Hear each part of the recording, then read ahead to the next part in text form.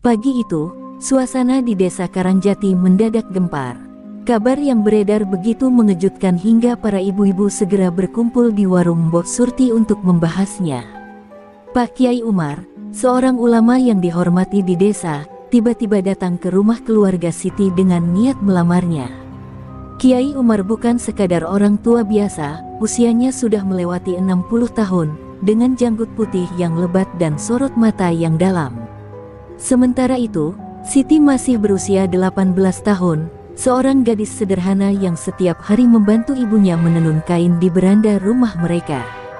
Perbedaan usia yang begitu jauh membuat banyak orang bertanya-tanya, ada apa di balik lamaran ini? Di rumah Siti, suasana begitu tegang. Ayahnya, Pak Rohman, duduk bersila di tikar pandan, menatap Pak Kiai dengan wajah penuh kebingungan. Sementara itu, Ibu Siti, Bu Suminah, tampak gelisah, jemarinya terus meremas ujung kerudungnya. "Maaf, Pak Kiai," suara Pak Rohman terdengar hati-hati, "bukan kami menolak, tapi ini terlalu mendadak. Siti masih sangat muda. Apa alasan Pak Kiai ingin meminangnya?" Mata semua orang tertuju pada Pak Kiai, menanti jawabannya. Namun, lelaki tua itu hanya tersenyum tipis dan berkata, "Ada hal yang belum bisa saya jelaskan sekarang. Tapi percayalah, ini adalah takdir yang sudah digariskan." Siti, yang sejak tadi hanya menunduk, merasakan keringat dingin mengalir di tengkuknya. Hatinya berkecamuk antara takut, bingung, dan tak percaya.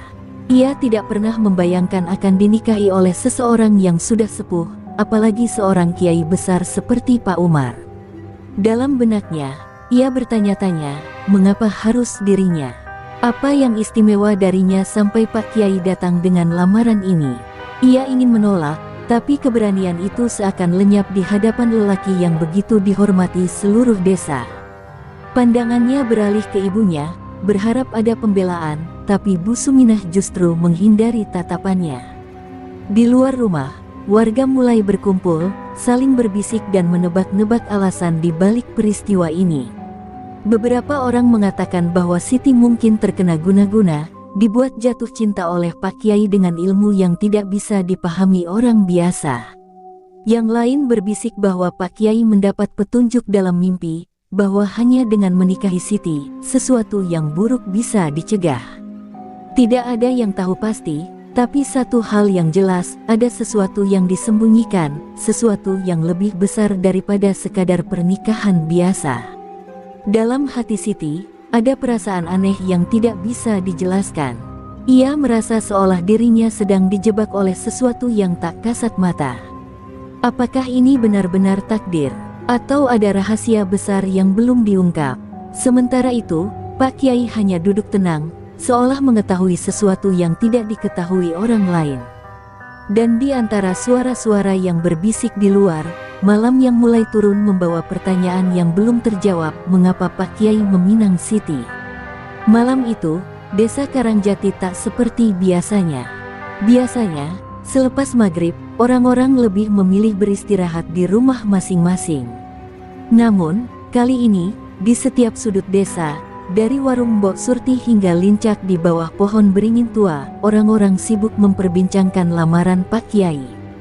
Wajah-wajah penuh tanda tanya memenuhi setiap obrolan. "Ini bukan lamaran biasa," bisik Pak Mardi, seorang petani tua. "Ada sesuatu yang disembunyikan.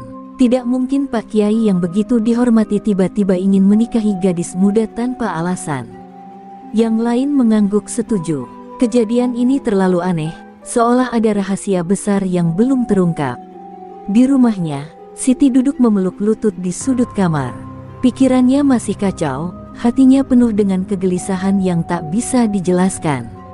Ia merasa seperti burung kecil yang tiba-tiba dimasukkan ke dalam sangkar emas tanpa tahu mengapa. Dalam kebisuannya, ia teringat sebuah mimpi yang kerap datang belakangan ini. Seorang perempuan berbaju lusuh menangis di tepi sungai, menatapnya dengan mata penuh duka. Suara lirih perempuan itu berbisik di telinganya, jangan percaya, jangan percaya." Siti tak mengerti apa maksudnya, tapi hatinya semakin gelisah. Apakah mimpi itu ada hubungannya dengan lamaran ini? Di rumah Pak Kiai, suasana justru berbeda. Pria tua itu duduk bersila di ruang tamunya, menatap pelita yang berkedip-kedip. Wajahnya tenang, tapi di dalam hatinya, ia tahu badai akan segera datang. Sejak memutuskan untuk melamar Siti, ia sadar bahwa keputusannya akan menimbulkan kegemparan. Namun, ia tidak punya pilihan lain. Ada sesuatu yang harus dilindungi, sesuatu yang jauh lebih besar dari sekadar pernikahan. Dalam diam, ia menggenggam tasbihnya erat, seolah berusaha menenangkan gejolak batinnya. Ya Allah, bisiknya pelan, semoga jalan ini benar. Sementara itu, gosip di desa semakin liar. Beberapa orang mulai mencurigai bahwa Pak Kiai menggunakan ilmu gaib untuk menaklukkan Siti. Ada yang bahkan berani bersumpah melihat bayangan hitam melintas di rumah Siti pada malam sebelum lamaran. Jangan-jangan ini ilmu pengasihan, bisik seorang perempuan tua, matanya penuh rasa takut. Yang lain menganggap ini adalah bagian dari sebuah ramalan kuno, bahwa akan ada pernikahan yang mengubah nasib desa. Entah benar atau tidak, satu hal yang pasti, lamaran ini bukan sekadar lamaran biasa. Di tengah semua kehebohan itu, Siti semakin merasa terjebak. Semakin banyak yang ia dengar, semakin besar rasa takutnya. Ia ingin lari, ingin bersembunyi dari semua ini. Namun, kemana? Keputusan sudah diambil, dan di balik senyum lembut Pak Kiai, ada sesuatu yang masih tersembunyi. Rahasia apa yang sebenarnya sedang dijaga? Apa yang sebenarnya terjadi di balik pinangan ini? Siti tahu, cepat atau lambat, ia harus mencari jawabannya sendiri sebelum semuanya terlambat. Malam itu, Siti tak bisa tidur. Angin berembus pelan, menggoyangkan tirai jendela kayu kamarnya. Bulan menggantung pucat di langit, seolah mengawasinya dalam diam. Dadanya terasa sesak, pikirannya terus dihantui berbagai pertanyaan yang tak kunjung menemukan jawaban. Sejak kabar lamaran itu menyebar, hidupnya tak lagi tenang. Tatapan orang-orang desa kini penuh dengan tanda tanya, bahkan ibunya sendiri tampak lebih banyak diam, seolah menyembunyikan sesuatu. Namun, di antara semua kegelisahan itu, ada satu hal yang paling mengganggunya, mimpi yang terus berulang. Di dalam tidurnya, Siti kembali berada di tepi sungai yang sunyi. Airnya jernih, memantulkan bayangan bulan di permukaannya. Di seberang sungai, berdiri seorang perempuan dengan wajah pucat dan mata yang penuh kesedihan. Rambutnya tergerai, bajunya lusuh, seperti telah berhari-hari tak tersentuh air. Bibir perempuan itu bergerak pelan, suaranya terdengar sayup, namun Siti bisa menangkap kata-kata itu dengan jelas. Jangan percaya, mereka menyembunyikan kebenaran. Perempuan itu merentangkan tangan, seolah ingin menyentuhnya, namun tiba-tiba bayangannya memudar bersama angin malam, dan Siti terbangun dengan napas tersengal. Keringat dingin membasahi pelipisnya, jantungnya berdegup kencang, tangannya bergetar. Mimpi itu bukan sekadar bunga tidur, Siti yakin ada sesuatu di baliknya. Perempuan dalam mimpinya bukan orang asing, wajahnya terasa familiar, seolah pernah ia lihat entah di mana. Tapi siapa dia? Dan apa yang dimaksudnya dengan mereka menyembunyikan kebenaran? Siti mengusap wajahnya, mencoba menenangkan diri, tapi perasaan aneh itu tak kunjung hilang. Ada sesuatu yang harus ia cari tahu, sebelum semuanya terlambat. Di pagi harinya, Siti memberanikan diri bertanya kepada ibunya. "Bu, apakah ada sesuatu yang tidak aku tahu?" Suaranya bergetar, hatinya dipenuhi kecemasan. Bu Suminah yang sedang menjemur kain, terdiam sejenak. Wajahnya berubah, seolah kalimat itu menamparnya dengan keras. "Apa maksudmu, Nak?" tanyanya tanpa menoleh. Siti menggigit bibirnya, ragu apakah harus melanjutkan pertanyaannya atau tidak. Tapi ia tak bisa terus hidup dalam bayang-bayang ketidakpastian. Aku sering bermimpi tentang seorang perempuan di tepi sungai. Dia menangis dan mengatakan bahwa ada sesuatu yang disembunyikan dariku. Seketika, tubuh Bu Suminah menegang. Napasnya tertahan, seakan ada rahasia yang tak boleh terungkap.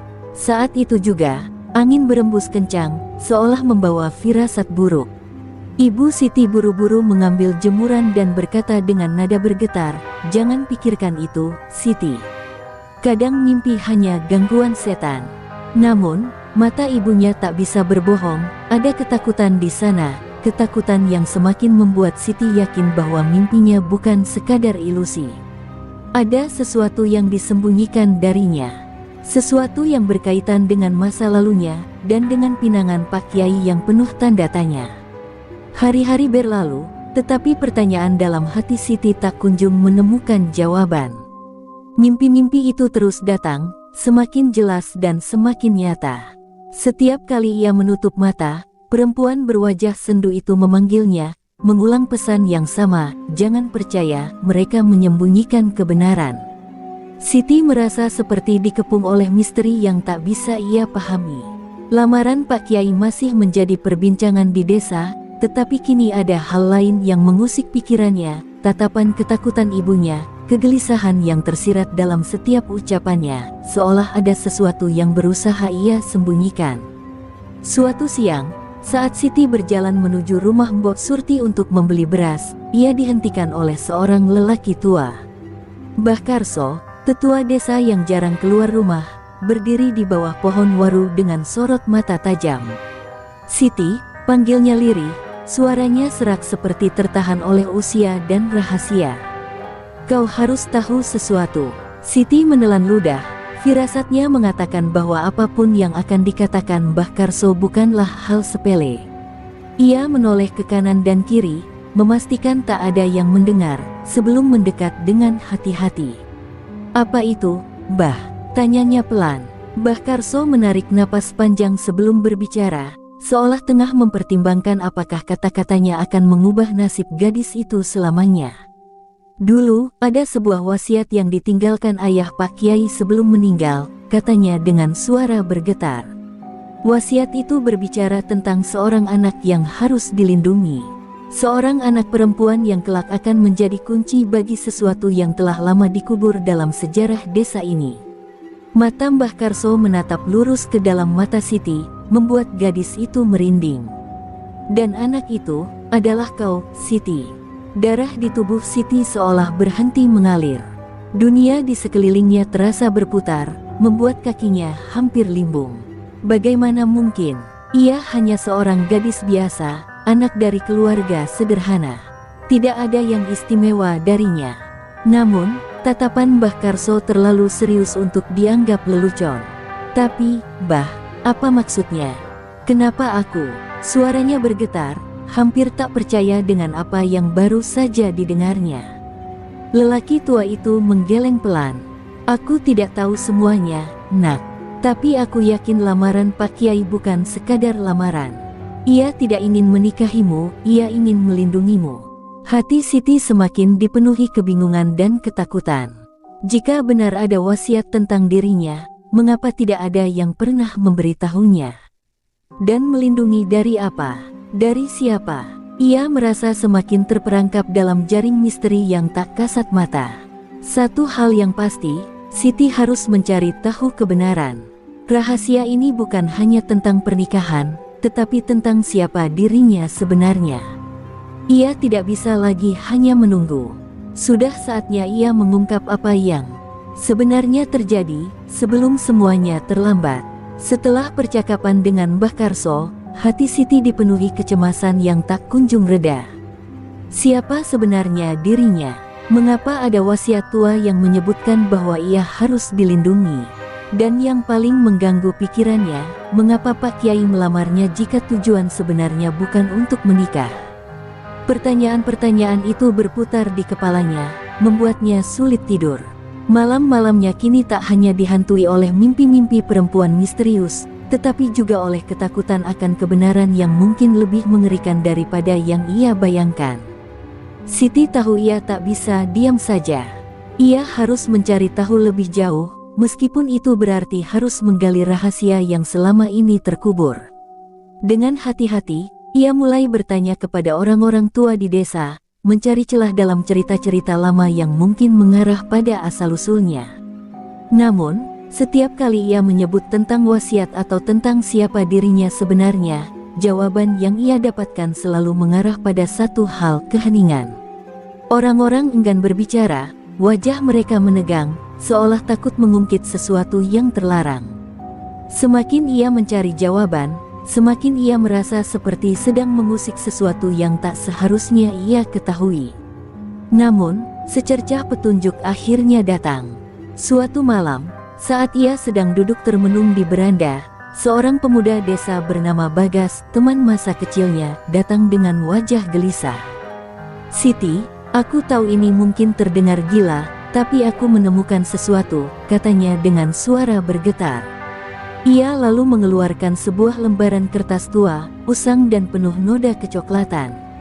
"Ini, aku menemukannya di lumbung tua milik keluargaku. Sepertinya ini bagian dari wasiat yang hilang."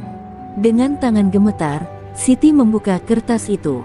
Tulisan tangannya hampir pudar, tetapi masih bisa dibaca. Anak perempuan itu adalah kunci. Jika ia ditemukan, maka rahasia yang telah lama dikubur akan terungkap. Ia harus dijaga sebelum mereka menemukannya lebih dulu. Siti menelan ludah. Mereka, siapa yang dimaksud mereka dalam wasiat itu? Seketika, rasa dingin merayap di punggungnya. Ada pihak lain yang juga mencari dirinya, dan dari nada peringatan dalam surat itu, mereka bukanlah orang-orang baik. "Bagas, ini berarti aku dalam bahaya," bisik Siti, suaranya nyaris tak terdengar. Bagas mengangguk, rahangnya mengeras. "Dan aku yakin Pak Kiai tahu sesuatu yang tidak ia katakan." Mereka berpandangan, menyadari satu hal yang sama, jika mereka ingin mengetahui kebenaran, mereka harus berani menghadapi Pak Kiai dan menuntut jawaban. Tapi, apakah mereka siap menghadapi kebenaran yang mungkin lebih menyeramkan dari yang mereka bayangkan? Di tengah malam yang semakin larut, Siti memeluk surat tua itu erat-erat. Hatinya berkecamuk antara takut dan penasaran. Rahasia yang tersembunyi selama bertahun-tahun mulai terkuak sedikit demi sedikit. Tapi satu hal yang kini ia yakini, ini bukan lagi sekadar soal pernikahan. Ini adalah soal hidup dan mati. Dan seseorang di luar sana sedang mengintainya. Malam semakin larut ketika Siti dan Bagas memutuskan untuk menyembunyikan surat tua itu. Mereka tahu, semakin dalam mereka menggali rahasia ini, semakin besar bahaya yang mengintai. Namun, belum sempat mereka menemukan tempat yang aman, angin bertiup kencang, membawa suara-suara aneh dari arah hutan di pinggir desa. Ranting-ranting pohon bergesekan, menciptakan bunyi lirih seperti bisikan. Tiba-tiba, Bagas menegang, matanya membelalak ke arah jalan setapak yang menuju rumah Siti. "Siti, ada seseorang di sana," bisiknya ketakutan. Siti menoleh cepat. Di bawah temaram cahaya bulan, sebuah sosok berdiri diam di ujung jalan. Bayangan hitam itu tak bergerak, hanya menatap ke arah mereka dengan aura mengancam. Jantung Siti berdegup kencang. "Siapa itu?" Suaranya nyaris tak terdengar. Bagas meraih tangannya, menariknya perlahan ke dalam rumah. "Kita tak boleh di luar lebih lama.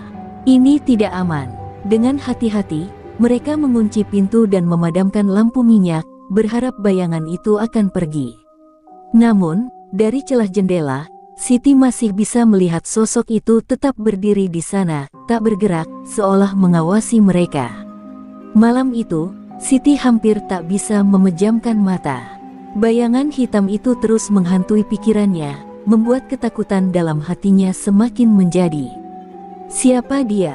Apakah ini ada hubungannya dengan surat wasiat yang baru saja mereka temukan? Ataukah ini pertanda bahwa rahasia yang selama ini terkubur mulai membangkitkan sesuatu yang lebih mengerikan? Pikirannya melayang pada kata-kata di dalam surat itu, ia harus dijaga sebelum mereka menemukannya lebih dulu. Apakah orang yang berdiri di luar tadi adalah salah satu dari mereka? Keesokan harinya, saat matahari mulai menampakkan diri, Siti memberanikan diri menemui Pak Kiai. Ia tak peduli lagi dengan statusnya sebagai calon pengantin. Yang ia inginkan adalah jawaban. Setibanya di rumah Pak Kiai, ia melihat pria tua itu sedang duduk di serambi, mengusap tasbihnya seperti biasa. Namun kali ini, ada yang berbeda dalam sorot matanya, seolah ia sudah tahu bahwa Siti akan datang. "Kau akhirnya datang, nak," katanya pelan, tanpa menoleh. "Aku sudah menunggumu." Jantung Siti berdetak lebih cepat. Ia tahu tentang surat itu. Dengan tangan gemetar, Siti mengeluarkan lembaran kertas tua yang diberikan Bagas. "Pak Kiai, tolong katakan yang sebenarnya. Apa yang sedang terjadi? Siapa yang mencari saya? Apa arti semua ini?" Suaranya hampir putus karena ketakutan. Pak Kiai menutup matanya sesaat, lalu menghela napas panjang. "Aku sudah berjanji akan melindungimu, Siti," katanya lirih. "Tapi kau harus siap menerima kebenaran, karena setelah ini, tidak ada jalan untuk kembali." Siti menelan ludah. Ia tahu, apapun yang akan ia dengar setelah ini akan mengubah hidupnya selamanya. Pak Kiai menatap Siti dalam-dalam, seolah mencari keberanian di matanya. Suasana di serambi rumahnya terasa mencekam, hanya suara angin yang sesekali berdesir di antara celah kayu. "Duduklah, nak," katanya pelan. Siti menurut, meskipun jantungnya berdebar tak karuan. Ia sudah siap mendengar kebenaran, betapapun mengerikannya. Pak Kiai menggenggam tasbihnya erat, lalu mulai bercerita. Bertahun-tahun yang lalu, ada sebuah peristiwa kelam yang terjadi di desa ini. Sebuah dosa besar yang disembunyikan oleh orang-orang terdahulu. Dan kau, Siti, adalah bagian dari rahasia itu. Siti merasakan tubuhnya melemas, tetapi ia tetap mendengarkan dengan saksama. Dulu, desa ini dipimpin oleh seorang leluhur yang memiliki kekuatan spiritual luar biasa. Ia menjaga keseimbangan antara dunia manusia dan dunia lain. Namun, suatu malam, ada sebuah pengkhianatan. Seseorang yang haus kekuasaan mencoba merebut ilmu warisan itu dan menggunakannya untuk tujuan jahat, lanjut Pak Kiai, suaranya bergetar. Leluhur itu dibunuh, dan sebelum menghembuskan napas terakhir, ia menitipkan sesuatu yang sangat berharga, seorang bayi perempuan. Siti merasakan tubuhnya membeku. Ia sudah bisa menebak apa yang akan dikatakan berikutnya. "Bayi itu adalah kau, Siti." Pak Kiai menatapnya penuh haru. "Kau adalah keturunan terakhir dari leluhur desa ini. Itulah sebabnya kau selalu bermimpi tentang seorang perempuan menangis di tepi sungai. Itu bukan sekadar mimpi, melainkan pesan dari masa lalu. Perempuan itu mungkin adalah ibumu, atau seseorang yang berusaha melindungimu sejak lama." Siti menutup mulutnya dengan tangan, tubuhnya gemetar. Selama ini ia berpikir bahwa dirinya hanyalah gadis desa biasa. Kenyataan ini terlalu besar untuk ia terima. Pak Kiai melanjutkan dengan suara lebih serius, "Orang-orang yang membunuh leluhur itu tidak pernah berhenti mencari penerusnya. Mereka tahu bahwa suatu hari, pewaris kekuatan itu akan muncul kembali, dan jika mereka menemukannya lebih dulu, maka desa ini akan jatuh ke dalam kegelapan." Siti merasa kepalanya berputar.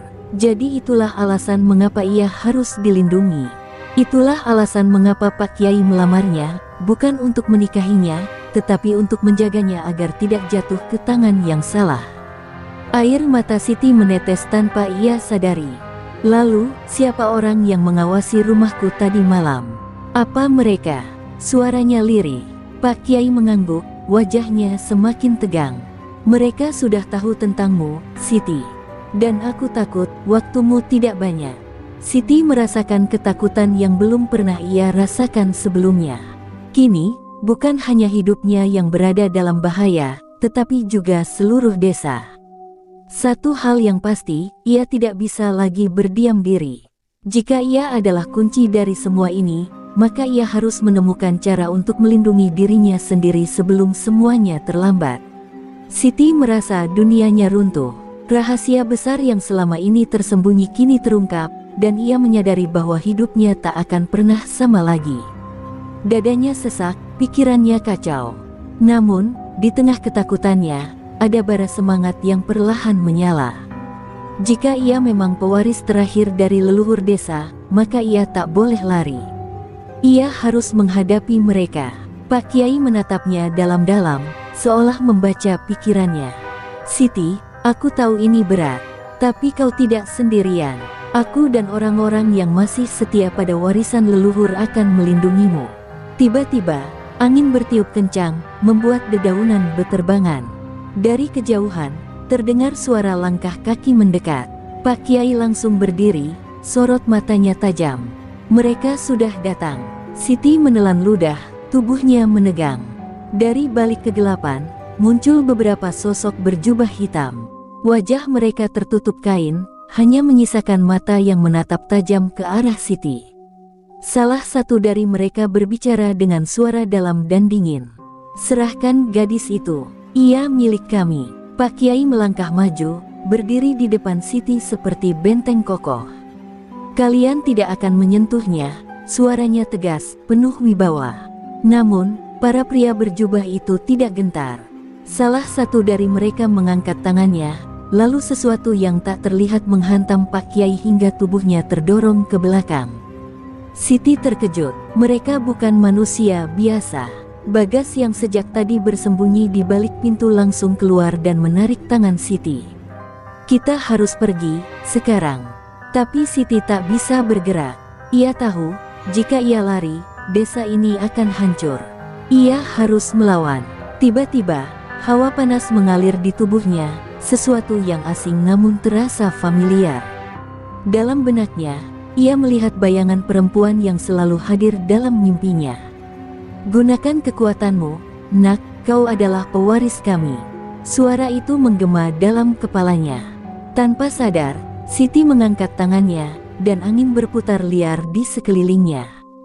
Para pria berjubah terkejut, mundur beberapa langkah. Mata Siti menyala, bukan karena ketakutan, melainkan karena kesadaran bahwa inilah takdirnya. Ia bukan hanya seorang gadis desa biasa, ia adalah pewaris terakhir yang harus melindungi tanah kelahirannya. Dan malam ini, ia akan bertarung demi masa depan desa.